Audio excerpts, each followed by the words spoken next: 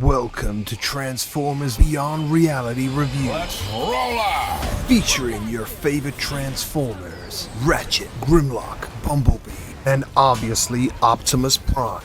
And for those of you who are bad people, your favorite Decepticons are here too. Shockwave, Soundwave, Starscream, and the maniacal Megatron. Transformers Beyond Reality intends to take you beyond anything you could imagine, thanks to PlayStation VR. Featuring over-the-top weapons and gameplay, and in no way does it feel repetitious. Battle your way through waves and waves and waves and waves and waves.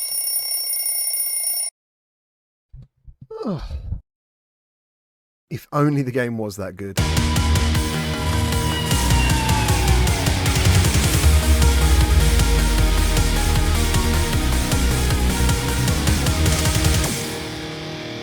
What is going on, everyone? Welcome back to Gamertag VR. Today we're here to talk about Transformers VR Beyond Reality on PlayStation VR. Before we get into this review, I want you to know I am a massive Transformers fan. The animated film from like 1980 something is one of my favourite films of all time. I collect the toys. They're all up there. I'll put a picture in. I collect the pop funk. I'm a Transformers fan. So the idea of a Transformers game in virtual reality literally excited the hell out of me, because obviously I love VR and Transformers. I reckon around a year ago or 2 years ago I saw some gameplay and I got a bit worried because it looked to me like an on-the-rails shooter. And on-the-rails shooters for me kind of died out around, I don't know, if for VR at least, 2018. You know, maybe 2019 at a push, but 2018 was the year that I thought, do you know what? We don't need these anymore. In Transformers VR, you're not a Transformer. You are a human being, similar to Spike and Daniel Witwicky, where they have the exosuit, which is all good. You're on like a flying platform. The game is actually quite short, but I don't think it's too bad for the price. See, I reckon you could squeeze everything you want out of this game within 4 hours. The difficulty isn't easy, you know, it's quite challenging. I think the graphics are quite nice. On PSVR, I heard people thought it was soft. I don't know why. I didn't think it was particularly soft, actually. I thought it looked okay. The colours look nice and vibrant. You got to use the move controllers. I played seated, even though it looks like a game that you have to play standing. There's certain bits you just need to like move ever so slightly,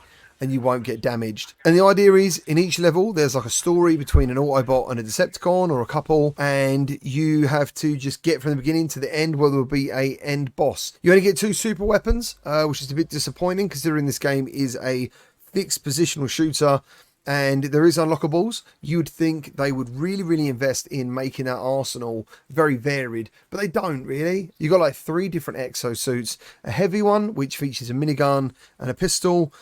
You've got a dynamic one, which means you have a sword and a pistol, and you use the sword to like repel attacks, which is pretty cool. And then the last one, I believe, is a shield and a sword. Now you're gonna, if you do play this, you're just gonna find whatever suits you best. Me personally, I think the dynamic was the best for me. Personally, I could constantly repel attacks, and then you go through collecting energon, and after a while, you know, it feels very boring. And it's like what is going on in the game, like the action and the Autobots, like Optimus Prime be fighting Megatron and stuff. It's like there's another layer, and on that layer is what look like Insecticons, and you constantly fight 3 or 4 types of these Insecticons, regardless of what's going on. So when something really cool happens, like Optimus Prime starts punching Megatron and they're fighting, you can't actually look at it sometimes, because, well, you could, but you'll get damaged. You know, you're going to lose health because you still got to keep shooting these things. So it's a real shame that when the cinematic pieces are happening, you can't have a break. When it comes to some of the harder bosses, they're just too easy. There's nothing really to figure out. This really should be called Transformers VR Arcade. That's what it should be called. Not this Beyond Reality stuff. It should just be called Arcade. If you're buying it at home, call it Beyond Reality in the arcade. That's fine, because you know what you're getting. People might think there's some sort of real adventure and story to have here. And that's not to say the cutscenes aren't cool, because they are. They're pretty cool. It's like being in a comic book. But in the arcades, I think people will enjoy it. Whether they keep wanting to put their money in, I don't know. Because another thing in this game, it doesn't really wow you. You know, like VR is the opportunity to like put things in your face and wow you. You know, I was expecting like Grimlock do a massive bite on the screen, or like things to just be in my face a bit more, and that doesn't really happen. You're always kept quite a safe distance from everything, which is a bit of a shame. Unfortunately, the gameplay, which is where you're going to spend most of your time, is very repetitious and a bit, I think, a bit unengaging. And I'm a fan of the series, you know, and there's little things like the blasters don't sound like the blasters from the TV show.